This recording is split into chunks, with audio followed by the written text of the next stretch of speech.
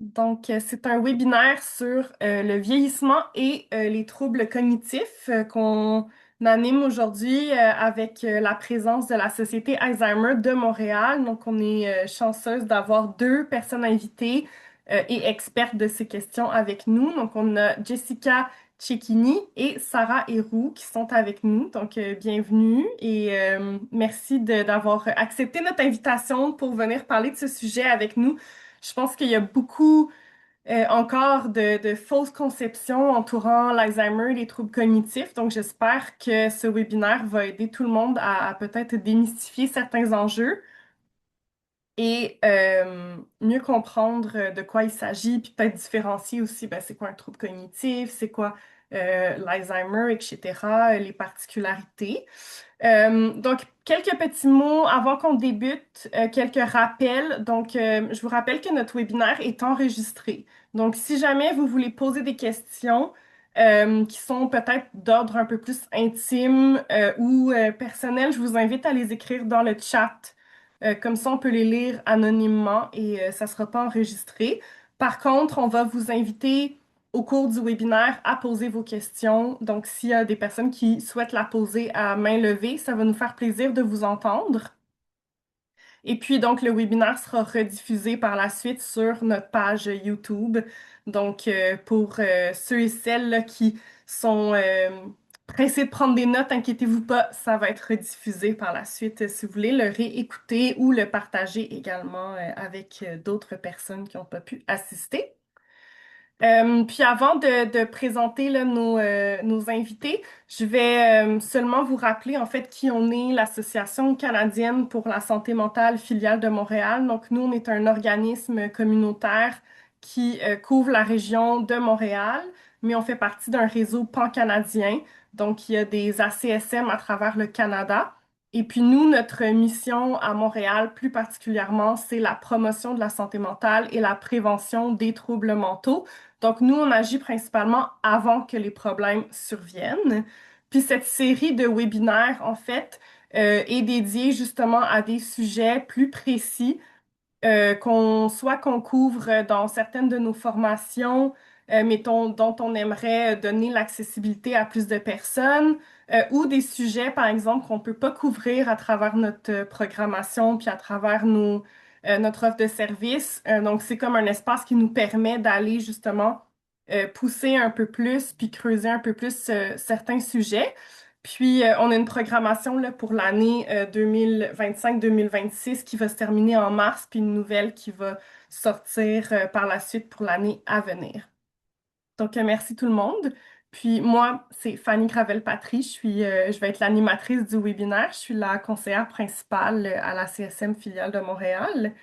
Et puis, sans plus tarder, je suis contente d'accueillir Jessica et Sarah là, de la Société Alzheimer de Montréal qui vont venir nous parler un peu plus de leur travail, de ce qu'elles font, puis nous aider à mieux comprendre qu'est-ce que les troubles cognitifs ou neurocognitifs. Je vais vous les présenter.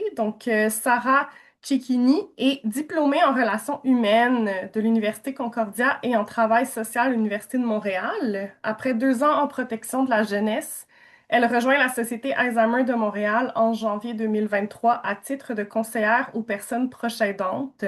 Une question d'ailleurs qu'on va aborder aujourd'hui.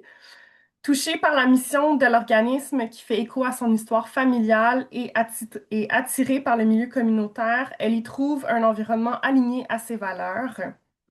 Et au fil de son parcours, elle développe un intérêt marqué pour la pensée stratégique et le soutien aux équipes, ce qui l'amène à occuper le poste de coordonnatrice des services cliniques en avril 2025. Bienvenue Jessica. Et on a Sarah Héroux. De la science pure aux sciences humaines, Sarah a commencé sa carrière en enseignant les maths au secondaire, étant mathématicienne et pédagogue. Au fil du temps, ses intérêts ont évolué vers la compréhension de l'esprit humain et son potentiel, ce qui l'a menée à étudier la psychologie et l'hypnothérapie. Super intéressant. À son arrivée au Québec, elle a travaillé dans une résidence pour personnes âgées où elle s'est dévouée à la gériatrie.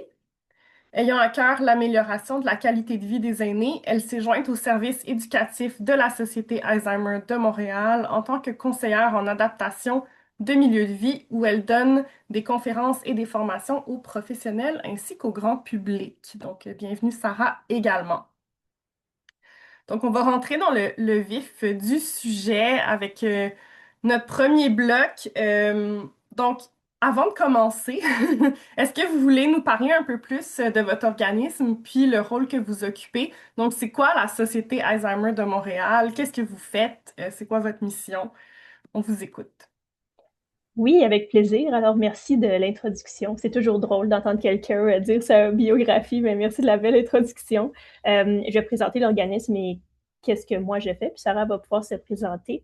La Société Alzheimer de Montréal, c'est un organisme communautaire qui a comme mission de réduire les conséquences sociales et psychologiques des troubles neurocognitifs. Donc, bien qu'on s'appelle Société Alzheimer, je précise d'emblée qu'on travaille avec tous les troubles neurocognitifs. On va pouvoir aller plus loin dans quelques exemples. Qu'est-ce que je veux dire par ça? Donc, quand je dis réduire les impacts sur les personnes impactées, c'est autant les gens qui ont un diagnostic que l'entourage, donc ceux qu'on appelle les proches aidants, justement. Et on a aussi des services que Sarah va présenter où on accompagne les professionnels aussi qui accompagnent les gens qui ont un trouble neurocognitif. Comment est-ce qu'on fait, comment est-ce qu'on accomplit notre mission? En fait, c'est au travers de soutien psychosocial. Donc, on n'offre pas de soins ou de suivi médical, par exemple. C'est vraiment au travers de soutien psychosocial en groupe individuel, en donnant de l'information, en donnant des services de répit, en offrant des formations professionnelles. Le but, c'est vraiment d'aider les gens à s'adapter et à mieux vivre avec la maladie, en fait. J'irai plus tard dans les services plus précis, là, mais en gros, c'est ce qu'on fait. Moi, personnellement, je suis la coordonnatrice des services cliniques, comme Fanny disait. Donc, on a, c'est ça, plusieurs programmes et services. Moi, je coordonne nos services qui englobent l'accompagnement individuel des gens qui sont, encore une fois, impactés par la maladie, donc autant personnes qui vivent avec un trouble neurocognitif et proches aidants, et nos services d'accueil également. Donc, quand vous nous appelez, là, la première personne à qui vous parlez, si on ouvre un dossier, tout ça, ça englobe ce service-là aussi. Donc, je vais laisser Sarah se présenter. Alors, merci Fanny, merci Jessica pour les belles introductions. Donc, moi, de mon côté, je travaille dans le service éducatif de la Société Alzheimer de Montréal. Donc, tout ce qui rend à l'éducation sur l'Alzheimer, sur les troubles neurocognitifs, dont on va parler aujourd'hui. Notre mission primordialement, c'est les professionnels, parce que quand on parle de tous les piliers qui entourent la personne qui vit avec un TNC comme l'Alzheimer, on parle de la personne elle-même, de ses proches aidants, ainsi que des professionnels qui vont l'accompagner et des intervenants qui vont l'accompagner. Donc, on passe beaucoup dans des résidences, on donne des formations aux professionnels qui font de façon autonome, individuelle, qui passent à domicile, et bien évidemment le grand public, les proches aidants, et donc toute personne qui vit en résidence ou à domicile et qui vit avec un trouble neurocognitif. Donc, en résumé, c'est ça. Merci beaucoup. Ça donne une bonne idée de, en fait, l'ampleur de votre offre de service puis de ce que vous faites. Et puis, t'as dit l'acronyme là, TNC, donc j'imagine que ça va revenir pour troubles neurocognitifs. Donc, on Exactement. prend note TNC que c'est troubles neurocognitifs. Merci. Ben justement, qu'est-ce qu'on entend exactement par les troubles neurocognitifs, puis en quoi est-ce que ça diffère en fait du vieillissement normal?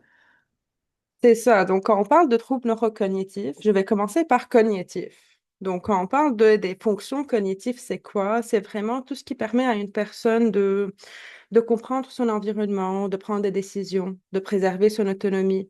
Donc, ça inclut les fonctions cognitives, inclut l'attention, la mémoire, les fonctions exécutives, ça inclut comme la planification, l'organisation, ça inclut les capacités visio-spatiales, le langage, les capacités à résoudre les problèmes, tout ça.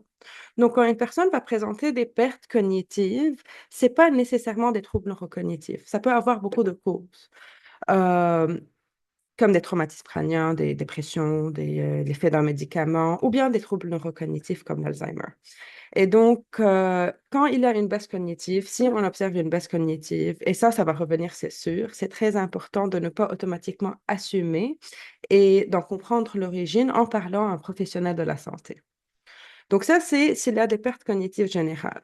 Quand on commence à parler des troubles neurocognitifs, ou bien TNC pour troubles neurocognitifs, ils sont définis en fait selon deux niveaux de sévérité.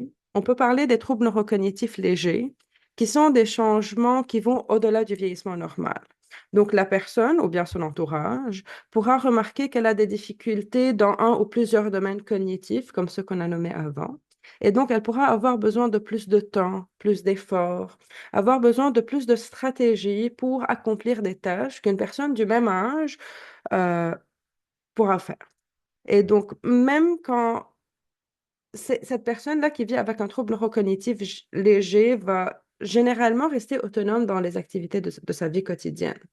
C'est juste que s'il y a des troubles neurocognitifs légers, ça va augmenter le risque de développer éventuellement un trouble neurocognitif majeur. Et donc là vient l'importance de prendre soin de sa santé cognitive pour baisser ce risque-là. Quand on parle des troubles neurocognitifs majeurs, là, généralement, les pertes cognitives vont être suffisamment importantes pour compromettre l'autonomie de la personne. Donc, la personne ne va plus être en mesure de réaliser seule certaines activités essentielles, comme par exemple gérer les finances, ou bien se préparer des repas, ou bien s'orienter dans son environnement. Des choses qu'avant, elle faisait facilement. Et donc, surtout, on en parle quand ces changements ne sont pas occasionnels. Donc, quand ils reviennent souvent, quand ils s'observent dans le quotidien de la personne, et puis ils progressent. Dans ces cas-là, on commence à parler des maladies neurodégénératives, comme l'Alzheimer, comme la dégénérescence frontotemporale, comme la maladie vasculaire, et bien d'autres maladies. Donc, euh, l'Alzheimer, on en entend parler le plus, on le connaît le plus, c'est parce qu'il est le plus fréquent. Donc, il y a comme une trentaine de mixtes même avec toutes les maladies neurodégénératives, mais l'Alzheimer à lui seul, il représente plus que 60% des diagnostics. Et donc, c'est ça. Donc, le terme trouble neurocognitif majeur, c'est un terme parapluie. C'est comme un parapluie qui va englober toutes les maladies qui vont affecter la cognition de la personne. Et donc, selon le type de maladie, on pourra avoir des symptômes ou bien l'évolution et les besoins qui vont être très différents. Et donc, ce qui distingue vraiment les troubles neurocognitifs du vieillissement normal, pour revenir à la deuxième partie de la question, c'est l'autonomie et la fréquence des difficultés. Donc, dans un vieillissement normal, on peut avoir des petits oublis, par exemple, chercher nos mots, avoir plus de difficultés à faire plusieurs choses à la fois. Mais ces oublis ou bien ces difficultés ne vont pas être importants ou envahissants. On va pouvoir s'adapter facilement à ces changements en prenant note, en mettant des rappels, en organisant son environnement et tout ça. Et donc, la personne va rester pleinement fonctionnelle. Et donc, c'est ça. Même dans les troubles neurocognitifs, même légers, les difficultés vont dépasser un peu ce qui est attendu pour le vieillissement normal. Donc, en résumé, vieillissement normal, on va avoir des légers changements, mais rester autonome et on s'adapte. Troubles neurocognitifs légers, on va avoir des difficultés plus marquées, mais l'autonomie est préservée. Dans les troubles neurocognitifs majeurs, c'est vraiment une maladie neurocognitive qui va entraîner une perte d'autonomie avec son évolution. Merci beaucoup, Sarah. C'est très, très clair. Puis on comprend bien que ben souvent, en fait, puis on va aborder la question des mythes par la suite, mais il y a beaucoup de mythes entourant le vieillissement aussi. Puis justement, le fait ben, des fois d'avoir des petites pertes de mémoire, de ne pas se souvenir de certaines choses, en fait, c'est juste normal. Mais c'est vraiment quand ça alterne le fonctionnement là, qu'on on peut commencer peut-être à s'inquiéter ou à vouloir consulter. Justement, c'est quoi les mythes les plus fréquents qui sont à déconstruire par rapport aux troubles neurocognitifs et à l'Alzheimer? Donc, vous venez de nommer le premier qu'on entend le plus, que l'Alzheimer est un processus normal de vieillissement. En fait, non, c'est une maladie et donc une pathologie. Et on connaît tous une personne ayant 90, ayant 100 ans, qui a une très bonne mémoire, une très bonne cognition. Donc ça, c'est le premier mythe. Un autre, c'est que les troubles neurocognitifs majeurs sont héréditaires. Donc, si un membre de ma famille a l'Alzheimer, alors c'est certain que je vais l'avoir aussi. Ça aussi, c'est un mythe. Donc, l'hérédité va jouer un rôle évidemment, mais moins que 5% des diagnostics de la maladie d'Alzheimer sont liés aux gènes, par exemple. Donc, c'est pas toujours que ça joue un rôle. Et puis, ces maladies sont multifactorielles. Donc, il y a plusieurs choses qui vont travailler ensemble pour faire en sorte que je pourrais développer ou pas une maladie comme l'Alzheimer ou bien un trouble neurocognitif. Donc, et d'habitude, quand on parle de, par exemple, la forme précoce de l'Alzheimer, c'est la forme héréditaire qui vient dans les quarantaines, cinquantaines. C'est une forme atypique. D'habitude, l'Alzheimer qui vient après 65 ans, c'est la forme tardive, sporadique, c'est plus que 90% des diagnostics. Donc, le fait d'avoir un parent, un frère, une sœur qui vit avec ou bien a vécu avec la maladie d'Alzheimer présente un risque léger. Un autre mythe, c'est que la personne peut ne pas comprendre ce qui se passe autour d'elle. Ça dépend des personnes. Au contraire, beaucoup de personnes comprennent très bien ce qui se passe autour d'elles, alors que d'autres peuvent avoir de la difficulté. Parfois, l'incompréhension peut naître de la difficulté à communiquer nous-mêmes.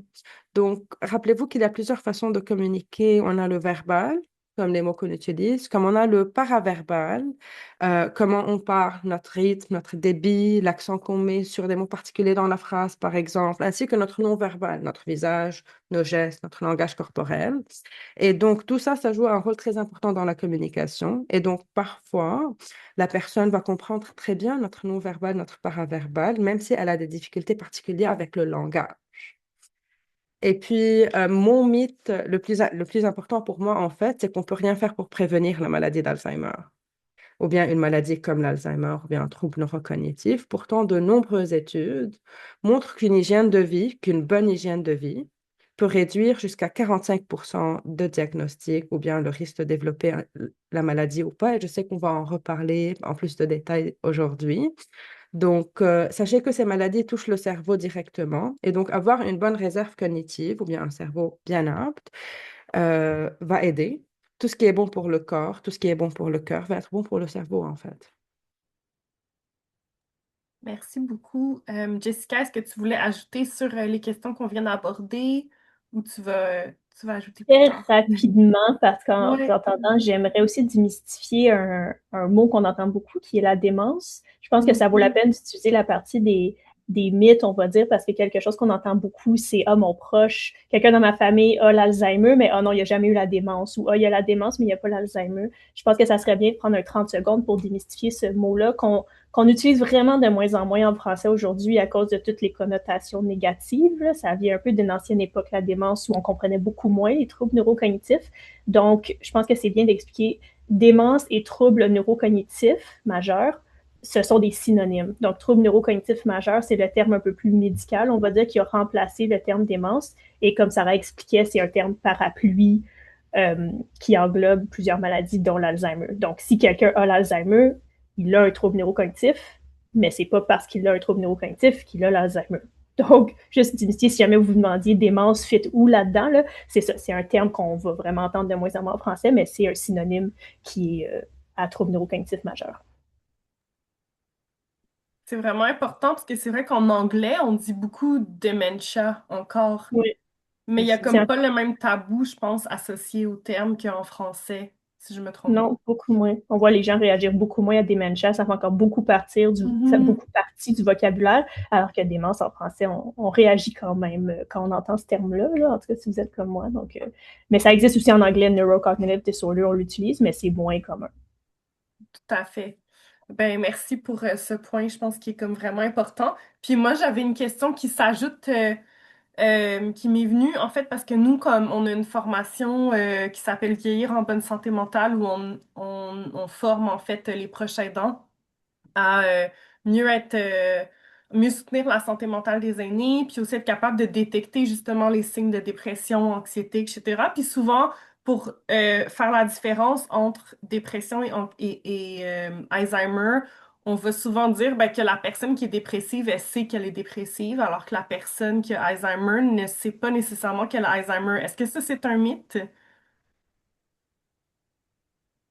Peux-tu En répondre, fait, Sarah? Tu y vas-y. ça dépend de la personne. Oui, il y a beaucoup de Ok. personnes, spécialement en début de maladie, qui vont avoir bien conscience de leur perte ou bien des choses qu'ils vivent. Donc, je ne sais pas si, Jessica, tu vas ajouter ou rentrer en plus de détails, Ben, mais ce que je voudrais dire, juste dans le pratique, je dirais que c'est un mythe. C'est sûr que c'est une très, très grande généralisation.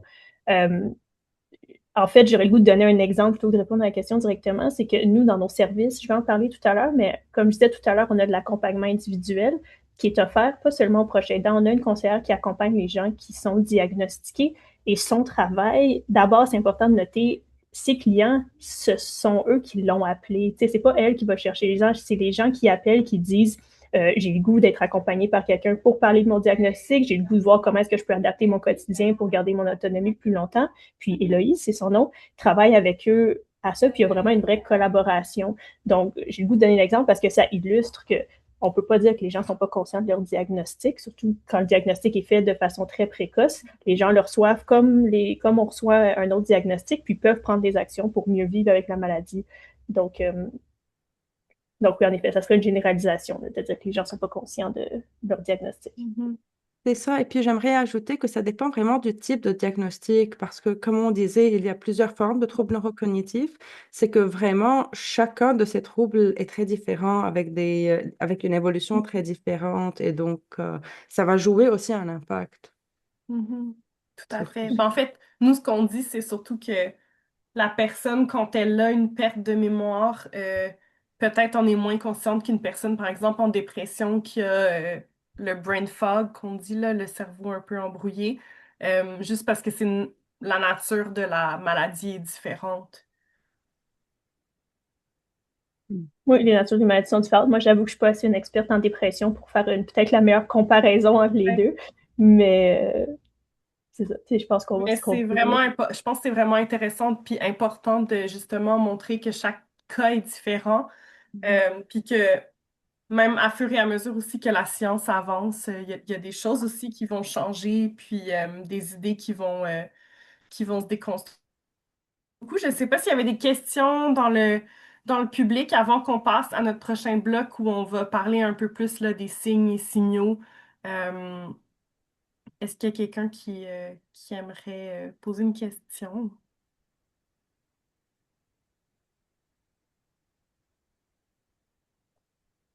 On peut aussi garder les questions pour la fin, là. On va avoir un petit moment à la fin pour poser des questions.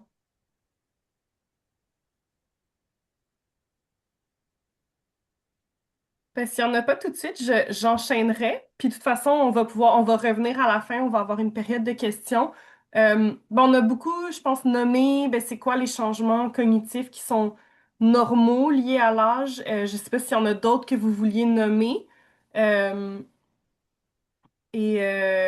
c'est ça, puis aussi à partir de quel moment est-ce qu'on devrait commencer à s'inquiéter d'un changement cognitif chez soi ou chez un proche? Alors, je Pour pense que la je vais première prendre la partie de la première question, ça. partie. Oui, vas-y. Oui, et je te laisse voir la deuxième partie parce que tu es beaucoup plus en contact avec les personnes directement qui viennent vers toi et qui remarquent ces changements-là. Quand on parle du vieillissement cognitif, donc, c'est normal. Ce n'est pas une maladie, c'est un processus très normal et continu qui se produit chez tous les individus, en fait, qui vont vieillir dans l'âge. Et donc, le cerveau, il va changer comme le restant de notre corps. Sachant que chaque personne est différente, et là je reviens sur ce point parce que nous allons tous vieillir à des rythmes différents, variés, mais c'est normal qu'on va observer des changements, comme des légers oublis, une baisse de l'attention divisée, un ralentissement de temps de réaction aussi, une difficulté à retenir, par exemple, beaucoup d'informations sur une plus petite période de courte période. Mais il est important de se rappeler qu'avec tous les changements qu'on peut voir, on peut toujours s'adapter et trouver des stratégies pour continuer à fonctionner pleinement dans notre quotidien. Donc, en vieillissant, je vais maintenir, par exemple, ma façon d'exprimer, la richesse de mon vocabulaire, ainsi que ma capacité à faire des liens lors des discussions. De façon plus détaillée, les changements cognitifs normaux de vieillissement vont surtout toucher la vitesse de traitement de l'information. Donc, on pourra prendre un peu plus de temps pour analyser, planifier, réagir, ce qui est absolument normal. On remarque aussi une mémoire un peu plus sélective. Comme on se souvient très bien d'événements significatifs, d'informations familières, on peut avoir plus de la difficulté avec certains petits détails récents, pas importants du tout pour nous aussi. Donc, ce phénomène, d'habitude, n'est pas un signe de la maladie. Il va refléter plus la façon dont le cerveau va trier et prioriser l'information avec l'âge. Quand on parle de la diminution de l'attention divisée aussi, faire plusieurs choses en même temps va demander plus d'efforts qu'auparavant, ce qui est très normal. Je ne sais pas pourquoi j'ai eu un... Bon. Ce qui est très normal, donc la division de faire plusieurs choses en même temps. Ce n'est pas inquiétant, c'est parce que le cerveau va juste devoir se concentrer sur une chose à la fois. Mais j'aimerais prendre l'occasion juste de dire qu'il y a beaucoup à l'inverse, en fait, il y a plusieurs capacités de la personne qui vont rester stables et même s'améliorer avec l'âge. Donc, c'est pas juste des pertes qu'on va vivre en vieillissant, mais à l'inverse, la pensée stratégique, la compréhension des émotions, le jugement, l'expérience accumulée permet de résoudre certains problèmes plus rapidement qu'une personne qui est jeune, par exemple. Et donc, il faut retenir que le vieillissement normal, pour moi, cognitif, ne comprenait pas l'autonomie ni la qualité de vie. Les personnes âgées vont continuer d'apprendre, de raisonner, de créer, de s'adapter, et surtout avec des simples stratégies, par exemple, comme prendre des notes, simplifier l'environnement, ralentir le rythme, faire une seule chose à la fois. Tout ça va souvent compenser les légers changements qu'on peut vivre en vieillissant. Donc, c'est ça. C'est pas le vieillissement cognitif, c'est juste un réajustement et pas une perte, en fait. C'est juste s'adapter. À tout âge, on continue de changer toujours et on va toujours s'adapter à nos changements, quel que soit notre âge, en fait. Et donc, c'est ça. Ça s'accompagne d'une richesse, expérience, sagesse, capacité à donner du sens. Et donc, on peut toujours continuer à s'épanouir, à apprendre, peu importe l'âge. Si tu veux prendre la deuxième partie de la question, Jessica. Oui, je vais peut-être continuer avec justement quand est-ce qu'on devrait s'inquiéter de changements cognitifs qu'on voit chez nous, chez un proche. J'ai un peu reformulé la question quand je me préparais. Je suis plus allée dans le à quel moment on devrait agir, parce que s'inquiéter, c'est très personnel, c'est une réaction face à un événement. Mais à quel moment est-ce qu'on veut agir et on veut pas juste le laisser aller? Donc, ça rêve d'avoir beaucoup parlé dans le concret de qu'est-ce qui est normal, qu'est-ce qui est pas normal dans le vieillissement. Donc, je vais moins aller vers ça. Moi, je vais plus aller vers un côté plus large qui s'applique en fait à tous les problèmes de santé, on va dire ça comme ça, pas juste aux problèmes cognitifs, mais j'aurais deux mots-clés, c'est changement et impact négatif là, dans le contexte dans lequel on parle. Donc, qu'est-ce que je veux dire par là? C'est dès qu'il y a un changement au niveau de votre fonctionnement, Sarah a bien utilisé le mot tout à l'heure, et qu'il y a un impact négatif, il n'y a aucune raison de ne pas s'informer, de ne pas vérifier qu'est-ce qui cause ce changement. Parce qu'il y a quelque chose qui cause ce changement. Comme Sarah dit, des fois, qu'est-ce qui cause ce changement? C'est tout simplement justement qu'on vieillit, puis quand on est informé sur le vieillissement, puis tout ça, ben, on en est conscient, puis on sait que ça vient avec l'âge, puis bon, ben, je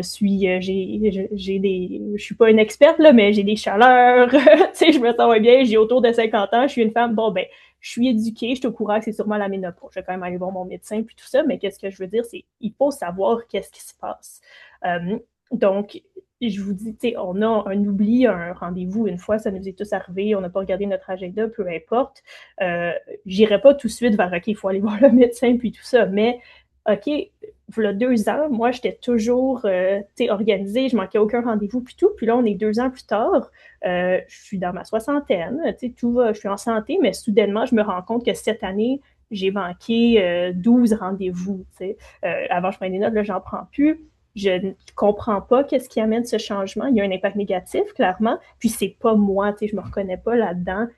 Je donne un exemple, mais il y en a plein, n'importe quoi comme ça, n'importe quel exemple auquel vous vous dites, il y a un changement chez moi, c'est pas normal, puis c'est votre normal à vous. Donc, c'est pas non plus seulement ce que vous disiez sur Internet. Si vous êtes quelqu'un qui a jamais retenu les visages de toute votre vie, ben c'est normal que rendu à 70 ans, vous les reconnaissiez pas plus. Mais si vous êtes quelqu'un que vous voyez une personne une fois, vous en souvenez toute votre vie, puis là, vous dites, hey, les 6 derniers mois, j'enregistre aucun visage, peu importe.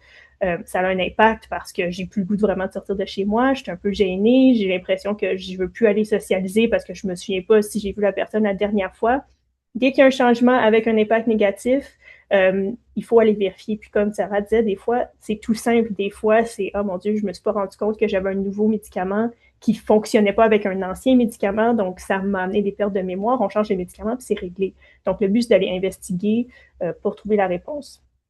Je voulais aussi faire une petite minute là, sur si on s'inquiète pour un proche, parce que c'est un enjeu qu'on voit souvent. On se fait souvent appeler par des gens qui disent, par exemple, je m'inquiète pour mon parent, mais j'essaie de lui en parler, ou pour mon conjoint, j'essaie de lui en parler. Il n'a pas le goût d'aller au médecin, justement, peut-être par peur de ce que le médecin pourrait lui dire, ou pour 1 million de raisons.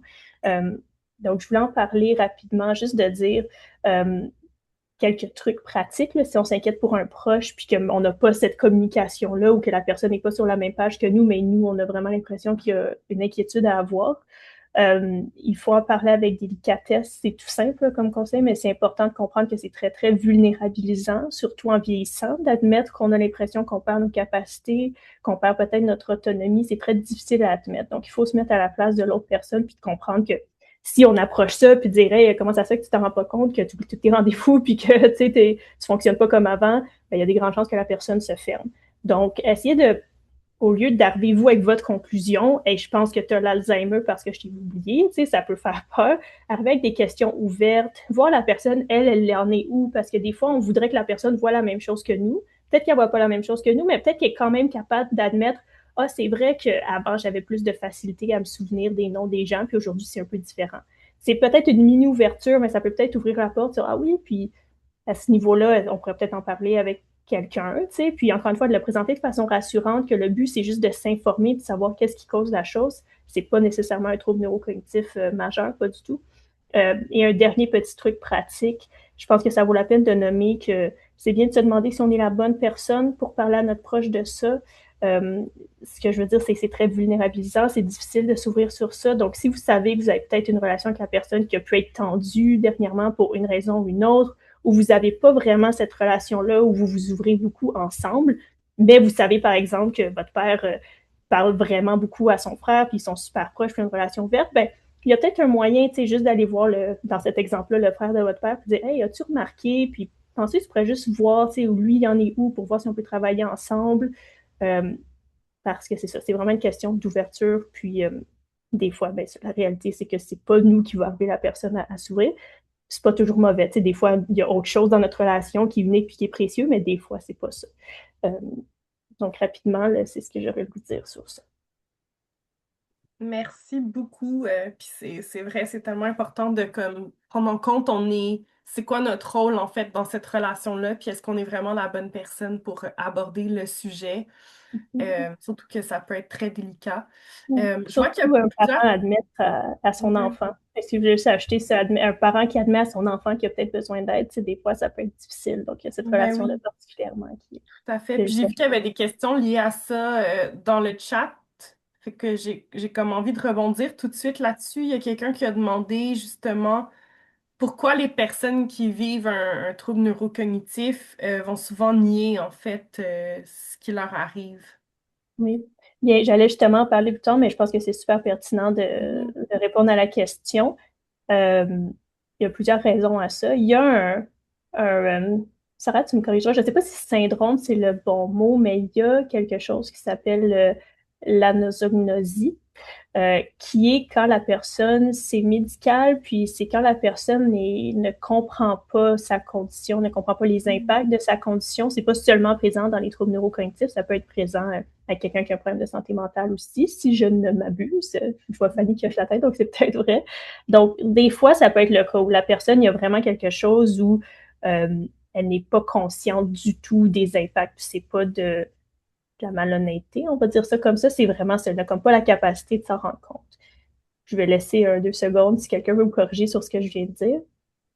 Mais sinon, je vais continuer parce que ça, c'est une partie. Mais la plupart du temps, ça va un peu dans les impacts psychologiques d'avoir un diagnostic de trouble neurocognitif. Il faut se souvenir que de recevoir un diagnostic d'une maladie neurodégénérative, c'est très difficile à accepter. Puis comme n'importe qui d'autre qui fait face à une épreuve dans la vie, que ce soit un diagnostic d'une maladie, un gros changement, peu importe, la personne, mais elle a ses façons de faire face à ce défi-là. Puis il y en a, comme on disait tantôt, qui vont être dans la proactivité, ils vont être dans appeler la Société Alzheimer de Montréal, je veux être accompagnée, je veux justement trouver des façons. Il y en a qui ça va être OK, go, là, je me fais mon plan, j'en parle à mon entourage, je prévois justement mon futur, je mets mes papiers en ordre. Mais il y en a, comme tout le monde, c'est pas unique aux gens avec un trouble neurocognitif, là, où ça va être tellement dur d'accepter que ben, je vais la perdre, mon autonomie, malheureusement. C'est ce que ça veut dire quand on a un diagnostic d'Alzheimer. Puis ça pourrait être, l'évolution, ça peut être très rapide ou très, très long. Là. Ça, on va peut-être en parler, je me souviens pas, mais c'est ça. C'est pas pareil d'une personne à l'autre, donc ça pourrait être dans 10 ans, mais ça reste que j'ai un diagnostic qui indique, ben écoute, je suis en fin de vie, je vais la perdre, mon autonomie, je vais avoir besoin des gens pour faire des choses très intimes, pour me laver, pour me changer. C'est difficile à admettre. Donc, c'est tout simple. Ça peut, la plupart du temps, être tout simplement un mécanisme de défense, de dire je suis pas prête à faire face à ça, je suis pas prête à l'accepter, puis à dire à mes proches oui, d'accepter l'aide. Donc, bien, la réaction, ça va être le déni. Euh, Puis de faire, ben non, il n'y en a pas de problème, puis tout va bien. Puis des fois, il y aura d'autres choses qui vont ressortir de ça. Il peut y avoir de l'irritation qui augmente parce que justement, la personne, elle va pas l'admettre à ses proches, mais elle en est bien consciente qu'il y a des changements, qu'elle voit le monde différemment, qu'elle interagit différemment avec les autres. Encore une fois, très vulnérabilisant. Donc, c'est très confrontant pour l'entourage, justement, d'essayer d'accompagner quelqu'un qui est dans le déni. Euh, Puis ce que je veux dire, ben, c'est plus facile à dire qu'à faire, c'est sûr, là, comme tout ce qui a rien avec les relations humaines, mais c'est quand même d'essayer d'approcher ça avec de l'empathie, puis de se souvenir que on utilise tous des mécanismes de défense comme ça quand on fait face à des défis, là. Donc, d'essayer de l'approcher avec empathie, puis comme je disais tantôt, essayer de comprendre d'où la personne euh, vient, essayer de partir de sa réalité, pas de la nôtre, puis d'être le plus délicat possible en voyant que c'est pas facile. Merci beaucoup. Moi, ça me fait aussi beaucoup penser, ben, évidemment, aux inégalités de santé puis aux déterminants sociaux. Mhm. C'est-à-dire qu'on n'est pas tous égaux face à la maladie. Oui, on peut peut-être la vivre au niveau biologique de la même façon, mais au niveau social, on ne la vivra pas de la même façon. C'est important à garder en tête là, que, par exemple, comment on est socialisé va aussi beaucoup impacter ben, est-ce qu'on va aller chercher de l'aide. Ouais. Par exemple, ça a été prouvé, par exemple, en santé mentale, là, que les hommes vont moins chercher d'aide que les femmes. Je ne sais pas si c'est la même chose dans les troubles neurocognitifs, mais souvent, comme les hommes vont être plus socialisés à être forts, à pas parler de leurs émotions ou de leurs bobos, alors que les femmes vont plus ouvertement parler. Fait que des fois, c'est juste un exemple, là, mais ça peut jouer aussi sur le fait de nier ou d'accepter là, la maladie. Puis comme tu dis, Jessica, c'est le cas pour toute forme de maladie, en fait. Mhm. Oui, absolument. Juste fait, parlant de l'anosognosie, je ne sais pas Oui, si c'est c'est ça. un syndrome, mais c'est anosognosie. Donc, parce qu'il y OK. a quelqu'un d'autre, je pense, qui a redemandé. peux, euh, Ouais. je peux l'écrire dans le chat. Oui, ça, comme il y a les syllabes à syllabes. Si tu veux, Parce je que peux. je l'ai bien écrit, mais je pense que c'est ça. Puis le temps file un peu, puis je vois qu'il y a quand même des questions intéressantes dans le chat, fait que je propose de passer à travers un peu. Euh, il y a quelqu'un qui demande là, j'aimerais beaucoup que vous parliez du symptôme de, entre guillemets, quelqu'un m'a volé X affaires, donc les plaintes de se faire voler, prendre des objets, les intrusions. Est-ce que c'est quelque chose de... Ça semble être Fréquent. quelque chose de commun, là, je sais pas. Je sais, Oui, veux-tu oui, y en aller, fait, Sarah, ou tu veux que j'y aille? Vas-y. je vais y aller un peu et tu pourras compléter parce que je pense qu'on va avoir deux visions assez différentes aussi sur le Oui, c'est ça. sujet. C'est très fréquent que les personnes qui vivent avec un trouble neurocognitif perdent leurs objets, en fait. Et donc, même si on va voir la fiche des 10 signes de troubles neurocognitifs, la perte d'objet est là. Ça peut être que la personne a oublié où elle a placé sa montre. Ça peut être qu'elle l'a placée dans un endroit différent que d'habitude et donc ne peut plus la retrouver. Ça peut être dû à beaucoup, beaucoup de facteurs. La conséquence est la même. Elle ne peut pas trouver ses objets, ou bien quelques objets qu'elle a, ou bien qu'elle pense avoir. Et donc, parfois, on commence à accuser l'entourage de vol, ce qui est très Mm. normal. Et spécialement quand la personne n'est plus à domicile chez elle, et puis quand elle déménage dans une résidence pour personnes âgées, RI, CHSLD, tout ça. Euh, Ça devient de plus en plus fréquent aussi parce qu'il y a un peu une attente à l'intimité chez la personne. Il y a plusieurs personnes qui rentrent chez elle par jour, où elle va vivre tout ça. Et donc, elle va commencer à accuser son entourage de vol. Ça, c'est très normal. Maintenant, la question, c'est est-ce que c'est fréquent? En parler rapidement. En parler, c'est en parler quoi faire quand ça arrive. Donc, pour viser plus la question, sachez que la personne qui vit avec un trouble neurocognitif, son besoin là, c'est d'avoir de l'aide. Mhm. Donc, un peu de résister à à l'intuition, pardon, de rentrer dans oui, je l'ai volé, non, je ne l'ai pas volé, non, c'est toi qui as oublié ou qui l'as mis ou tout ça. C'est plus la personne a besoin de support. Ah, t'as perdu ta montre, attends, je vais t'aider à la retrouver. Donc, être plus comme un complice, qu'on est là pour assister la personne, pour aider la personne à retrouver son objet qui est perdu. C'est ça, je trouve, qui est le plus important pour ça, dans cette question-là. Jessica, je te laisse ajouter. Si, Non, je trouve que c'était super. c'est ça. Et puis, ça dépend des personnes. Parfois, on va retrouver les mêmes objets aux mêmes endroits parce que ça peut être comme un petit automatisme chez la personne où elle pourra... Ça devient plus facile, plus rapide pour nous de trouver, par exemple, toujours la montre dans la salle de bain, disons. Je donne un exemple, n'importe. Mais plus on côtoie la personne, plus on reste avec elle, plus ça peut être facile avec le temps de l'aider, en fait. Merci beaucoup.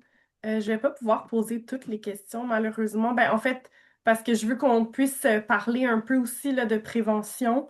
Mais il y a une question qui me paraissait importante à répondre là. Est-ce qu'une personne qui est atteinte, est-ce que le cerveau d'une personne atteinte d'un trouble neurocognitif se dégrade plus rapidement?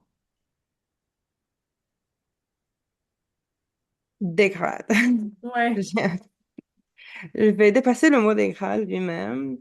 C'est qu'en fait, quand on parle de troubles neurocognitifs, ça dépend duquel, le mécanisme va être différent, tout ça. Oui, il y a plusieurs mécanismes qui vont faire en sorte qu'on va développer un TNC et tout.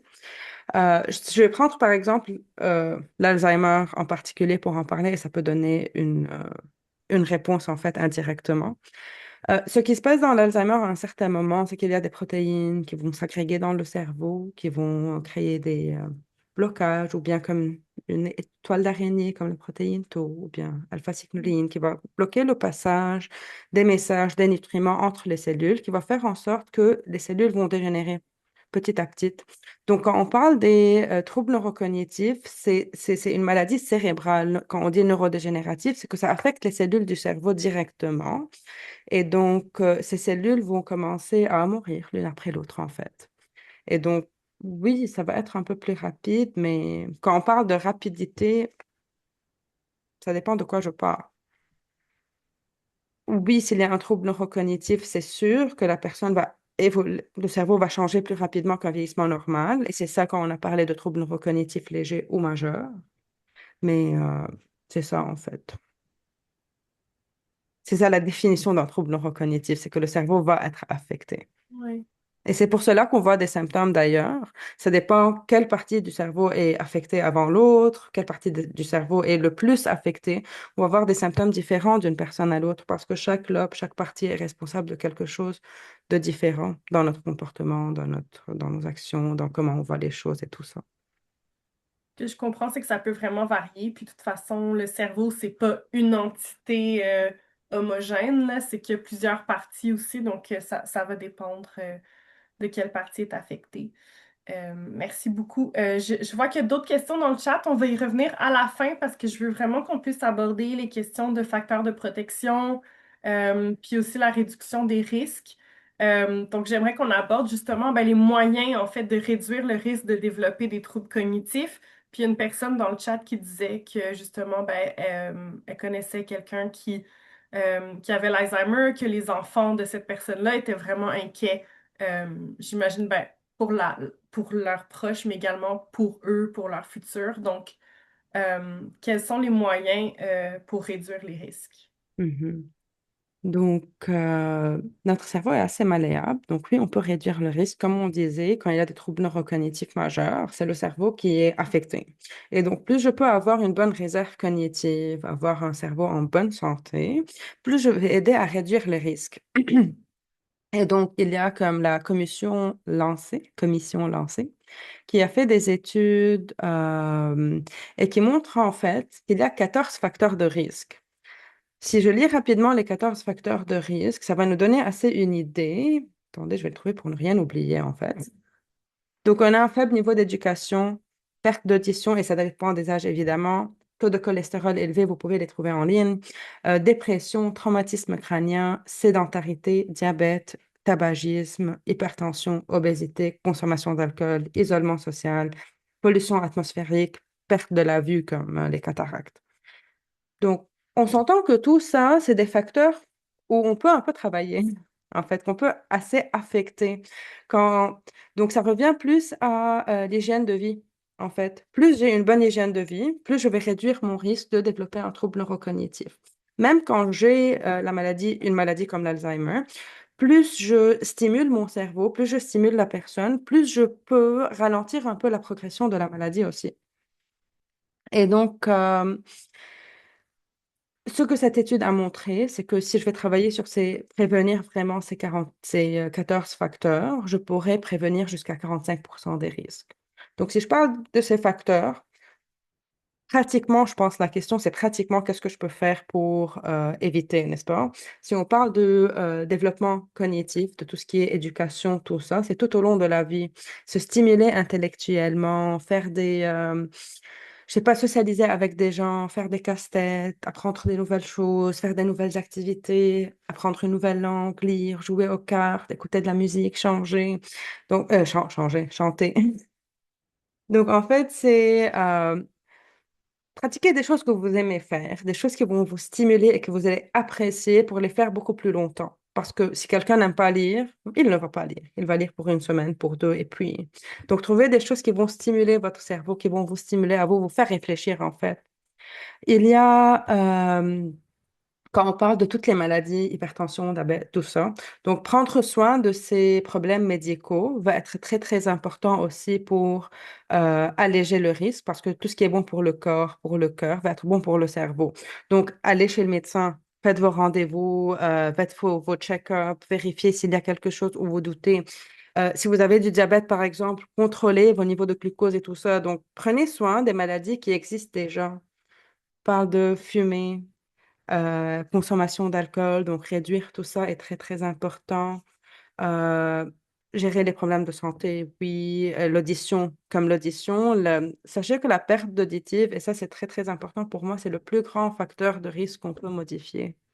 Donc, protéger notre ouïe est très important. Euh, Comment on protège l'ouïe des sons forts, ne pas mettre des casques pour de longues périodes de temps, toutes ces choses-là. Et puis, se faire tester l'audition, dédramatiser le fait d'aller se faire tester notre audition quand on remarque des pertes auditives, et puis porter des appareils auditifs quand il y a des pertes d'audition. Donc, c'est un des facteurs les plus importants et que d'habitude, on peut voir des gens qui peuvent laisser faire un peu plus, être socialement actif, être physiquement actif, faire du sport, bouger selon nos capacités. Donc, c'est un peu en résumé parce que je vois le temps filer, mais manger bien, dormir bien, donc tout ça, tout ce qui est bon pour le cœur, tout ce qui est bon pour le corps va avoir un bon effet sur le cerveau. Donc en résumé, c'est un peu ça.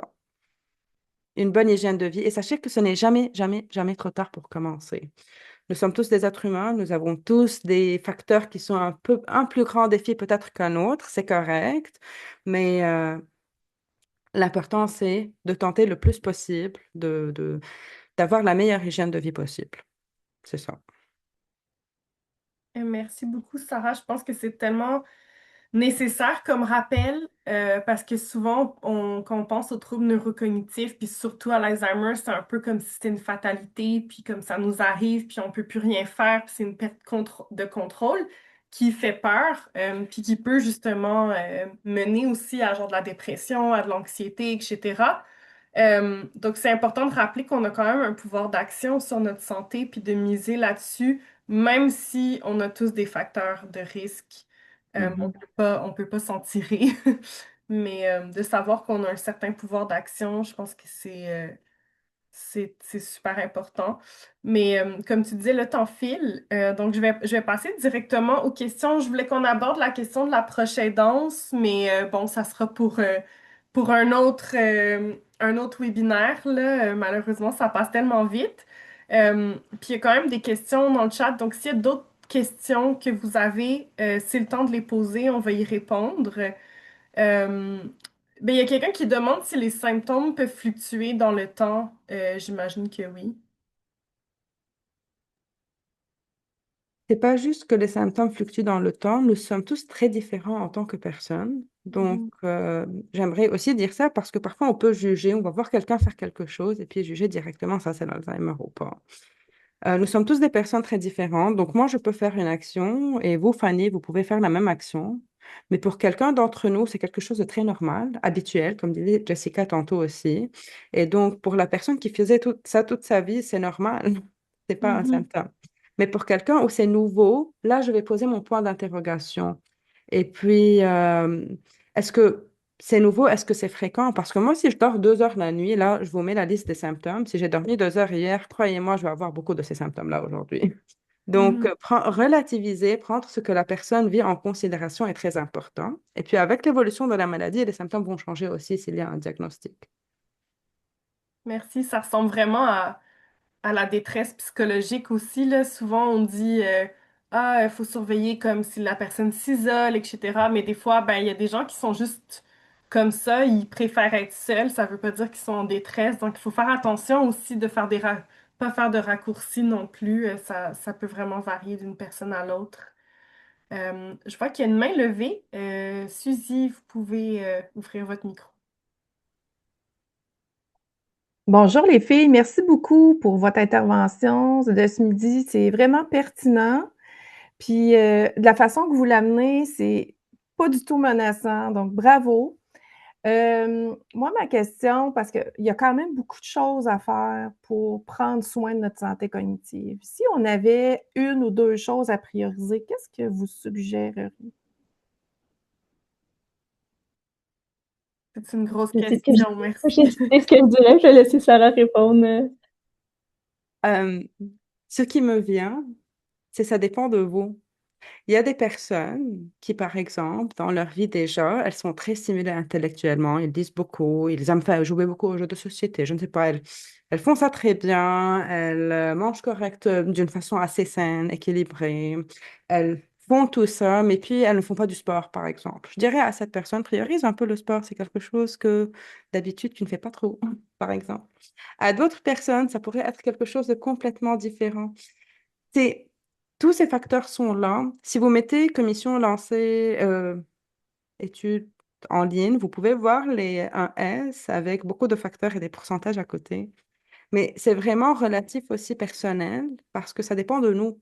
Qu'est-ce que dans ma vie je peux faire pour avoir encore une meilleure hygiène de vie? Nous poser toute cette question, je suis sûre, chacun et chacune d'entre nous, nous sommes comme 70 personnes, va avoir une réponse très différente.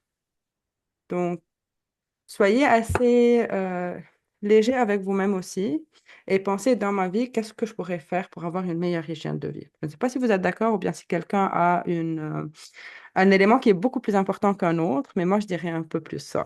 Je dirais un peu plus dans cette direction-là. Mais Je moi, sais que je j'aime n'ai ta pas donné une réponse. réponse directe et je suis désolée, mais Mais moi, j'aime ta réponse parce que ça ressemble un peu, encore une fois, à comme en santé mentale, tu sais, on va parler des facteurs de risque, les facteurs de protection, puis on va souvent appeler les gens à faire l'exercice, en fait, de faire leur liste de facteurs de risque et leurs Mhm. facteurs de protection, puis justement voir, ben, OK, mettons, ma liste de facteurs de risque est beaucoup plus élevée que mes facteurs de protection, ben, qu'est-ce qui est en mon pouvoir que je peux ajouter dans mes facteurs de protection? Comme par exemple, ben, si justement je fais pas assez de sport, ben, est-ce que je pourrais me dire que je vais aller marcher un peu plus à chaque jour? Puis on n'est pas obligé de. Moi, je dis tout le temps que t'es pas obligé d'aller courir un marathon, là. C'est juste l'idée, c'est de bouger un peu plus. Fait que peut-être juste de faire cet exercice-là avec soi ou avec la personne concernée, ça peut être une façon de mieux identifier justement les éléments qu'on peut aller travailler dans nos facteurs de protection. Je vois qu'il y a comme plein de questions qui se sont ajoutées. Euh, J'essaie de comme filtrer rapidement, ce qui n'est pas toujours évident. Ouais, il y a des gens qui demandent quand même des conseils pour les prochains dents, puis je vois qu'il y a une personne qui demande si vous aviez comme un livre à recommander, euh, justement pour aider le ou la prochaine dente sur comment se protéger mentalement, tout en continuant Oui, à aider la personne atteinte de troubles neurocognitifs. absolument, je peux quand même se prendre un petit 2 minutes, là, même si on n'a pas le temps d'aller autant dans les Oui, détails. vas-y, De toute vas-y. façon, on le sait que même quand on passe une heure, souvent on part avec une ou deux idées. Donc, si ça peut vous Ouais. donner juste une petite idée de plus avec laquelle partir. Euh, Évidemment, je leur dis tout à l'heure, je dis souvent ça à mes clients quand je travaille avec eux, que c'est plus facile à dire qu'à faire, tout ce que je leur dis, mais il n'y a pas de magie, hein.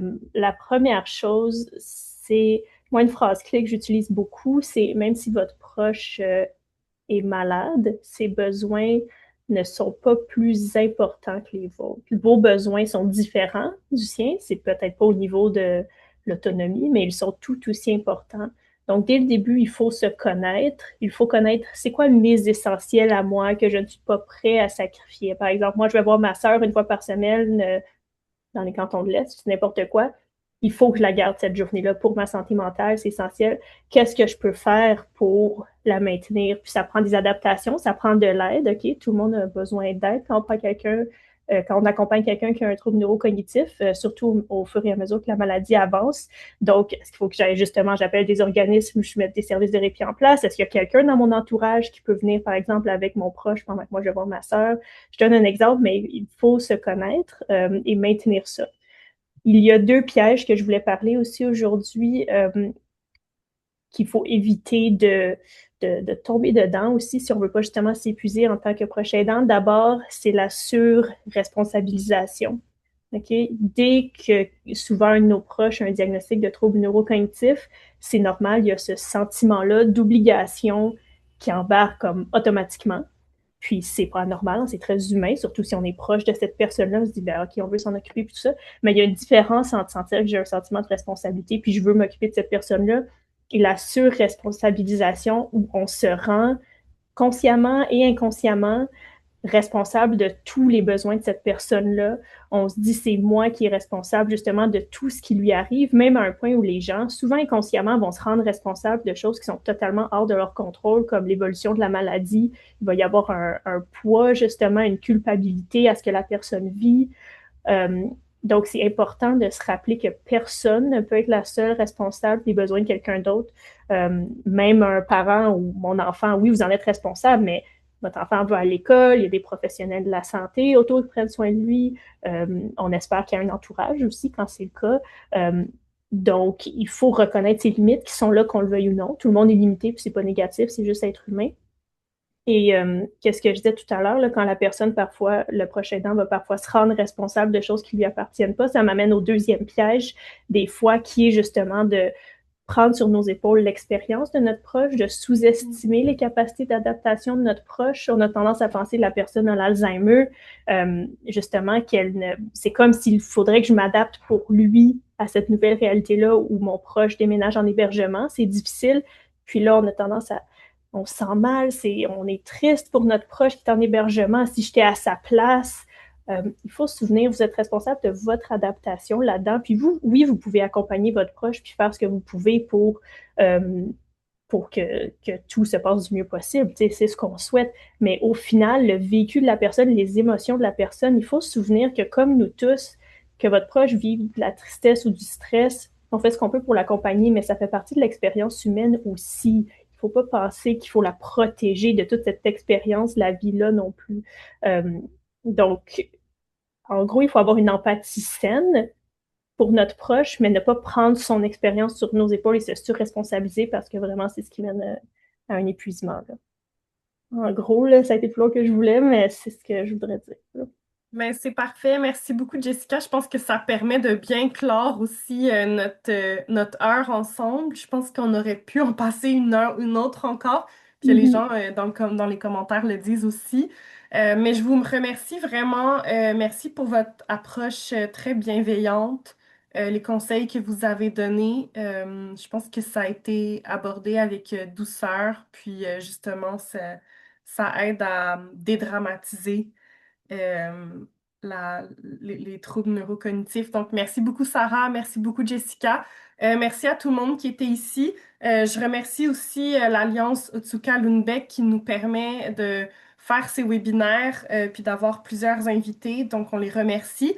Puis, je vous dis aussi que si le vieillissement est une question importante pour vous, on a une formation qui s'appelle Vieillir en bonne santé mentale que nous allons donner le 15 avril prochain. Donc, si vous souhaitez vous inscrire, on va vous mettre le lien dans le chat, mais aussi dans le courriel de remerciement. Et puis, si vous avez deux minutes là, pour répondre à notre formulaire aussi d'appréciation, ça nous ferait vraiment plaisir. Ça nous permet d'améliorer nos webinaires à chaque fois. Donc, merci beaucoup et à la prochaine, j'espère. Puis, n'oubliez pas que ça va être en rediffusion sur notre page YouTube. Merci beaucoup à tout le monde. Merci, Merci. merci beaucoup. Merci à tout le monde.